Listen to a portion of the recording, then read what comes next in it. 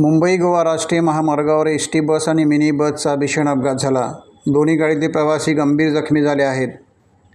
Ratnagiri Chiplun ST bus आणि चिपळूणहून रत्नागिरीच्या दिशेने जाणारी मिनी बसमध्ये कुर्दुंडा आणि ओझरखोड दरम्यान समोरासमोर अपघात झाला। या अपघातात अनेक प्रवासी जखमी झाले आहेत। जखमी लोकांचा आकडा अजून उपलब्ध झाला नाही।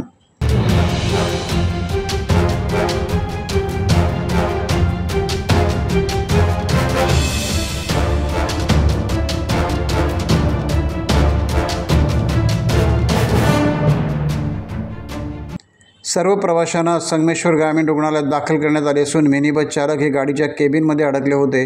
त्यांना अर्ध्या तासाच्या प्रयत्नांत बाहेर काढण्यात यश आले। त्यांच्यावर प्राथमिक उपचार करून अधिक उपचारासाठी रत्नागिरी येथे हलविण्यात आले आहे।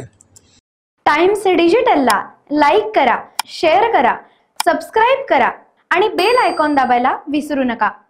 Times digital.